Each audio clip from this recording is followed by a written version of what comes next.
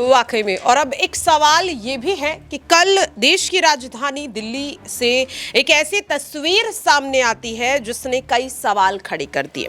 सड़क पर कुछ लोग नमाज पढ़ रहे होते हैं। इस दौरान देखने के लिए मिलता है कि एक पुलिसकर्मी नमाज पढ़ रहे शख्स पर लात मारता हुआ नजर आता है। इसे लेकर राजनीति भी गर्मा रही है और चंद्रशेखर आजाद ने भी इस मामले पर अपनी राय रखी।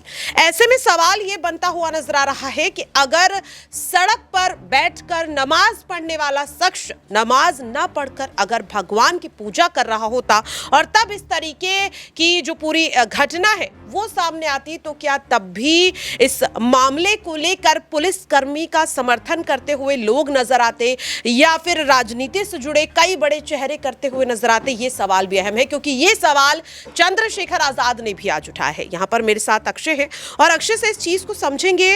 अक्षय, हर कोई इस चीज को मानता है कि सड़क जो है वो नमाज पढ़ने के लिए, पूजा करने के लिए नहीं है, वो यात्रियों के लिए है, आवाजाही के लिए है। लेकिन फिर भी जिस तरीके से देखा गया कि पुलिसकर्मी लात मारता हुआ नजर आता है, लोगों का सवाल ये है कि वहां से हटाने के और भी तरीके थे, लेकिन क्या लात मारना सही था? और ये सवाल चंद्रशेखर आजाद ने भी पूछा है। देखिए, बिल्कुल ये चीज़ बिल्कुल भी किसी भी स्तर तक सही नहीं ठहराई जा सकती। लगातार ये बात सामने आती है कि अगर यहाँ पर मंदिर है, अगर यहाँ पर मस्जिद है, नमाज पढ़ने के लिए, पूजा अदा करने के लिए, तो सड़कों पर क्यों करते हैं? और ऐसे में अगर यहाँ पर इस तरह के दृश्य सामने भी आते हैं, चाहे किसी पुलिसकर्मी के सामने हो, किसी भी यहाँ पर सैन्य अधिकारी के सामने हो, किसी भी आदमी के सामने अगर इस तरह के दृश्य सामने भी आते हैं, तो आप उस चीज़ को रोकथाम करने के लिए इतना कर सकते हैं कि मान लीजिए कि कल का दृश्य उठा लीजिए आप, दिल्ली से जो दृश्य सामने आया उसमें जो यहाँ पर लोग थे वे जब सड़क पर नमाज अदा कर रहे थे, उस दौरान जो पुलिसकर्मी था वहाँ पर जब उसने इस घटना को अंजाम दिया, इतना किया जा सकता था कि उन्हें उनकी नमाज अदा करने दी जाती। उसके बाद उन्हें आप